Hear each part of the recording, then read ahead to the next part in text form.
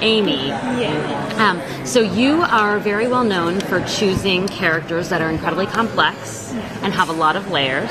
And right now, though she seems very interesting, she seems like a worried mother who's on the run for her kids. Do you know what other layers you can tease about your character that fans can get into? No, I don't know much at all. Yeah, we've only shot the pilot. We don't. That's a great question, but I can't help you. We're here to get ideas.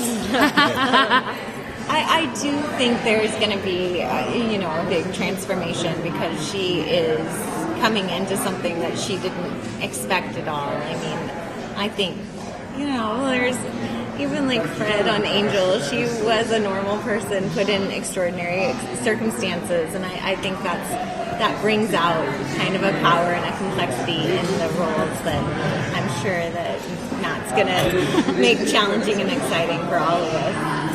Kobe, I had a question. Sorry. Yeah. So, will we see your character Jace kind of struggle at all with kind of maintaining some humanity for the mutants versus like just doing his job and being cutthroat and capturing them when they happen? No, I think so. I think he's not just. It's not just black and white.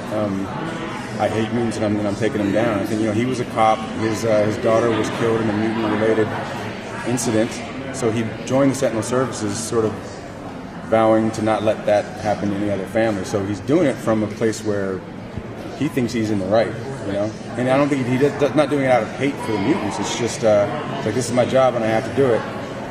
So yeah, I think there will be a definite struggle. How does it feel to be the only one without powers in the show? Honestly, for me, I feel like it was a real welcome change for me. We don't have to do any of this acting. Right. And we can just watch everybody else suffer with that. So no, for me it was a real. It was one of the reasons I was so drawn to it, because I really like, Amy was just talking about ordinary and extraordinary, and I'm always drawn to that when I'm watching stuff. I think for me, drama is about. Most of us are normal, and so drama is about what happens when something difficult happens to ordinary people, and it's how they relate to them, relate to those things, and how they react to them. Have you guys seen Force Majeure? Mm-hmm. That great movie, and it's about what we do in extremis, and so for me, being ordinary is awesome. Are you playing make-believe? Also, we like to, if they like do something, we're like, well, we could do that before. We just try to make them not feel that special. Oh, they don't feel special. Don't worry. How does the duty versus family kind of fit into the storyline for both of your characters? Like, where is that line, and where do you feel like, okay, this is too far, now I have to protect my family? Well, I think that's his dichotomy.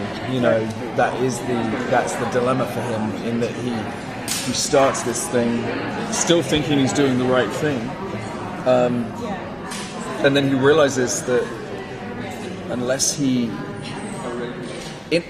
one of the things I like that they've set up is the idea that mutants and humans can live together. That's absolutely fine, but mutants aren't allowed to use their powers in public for detrimental means, right? So I was just thinking about it over there, actually. It's like, you can cut your vegetables with your laser eyes in private, right?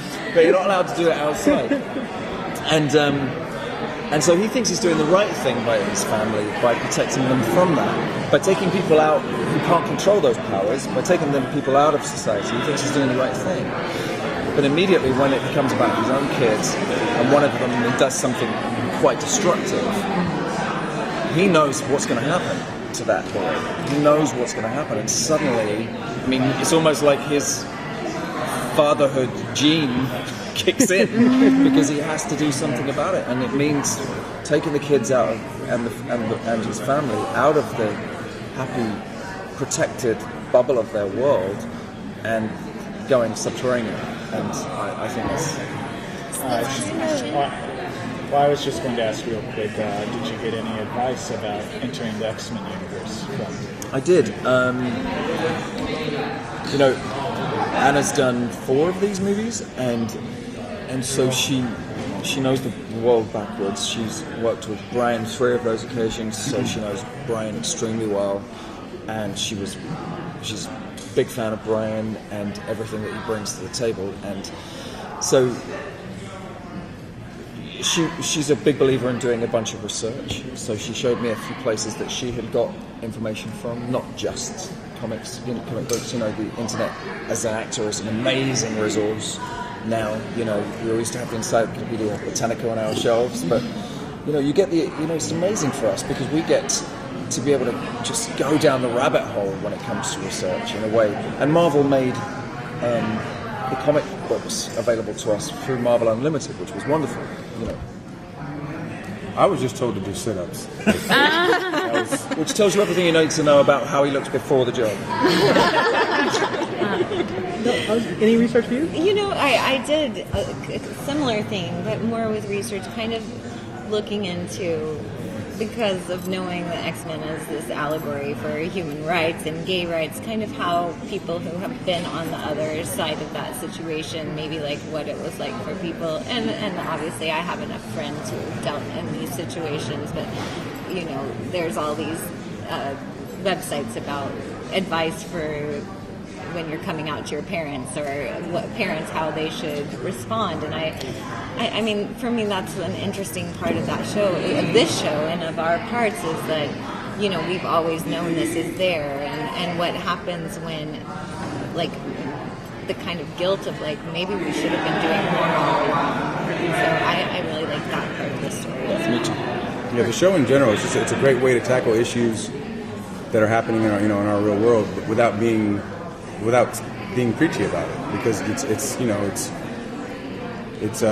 we're saying mutants, but it's, I should just end the sentence when I said being preachy. But I was done. That was really what I was trying to say. I kept talking because I thought, hey, I'm an actor. I should really say more. And on that note, thank you so much. On that note, we're not going to let him say anything.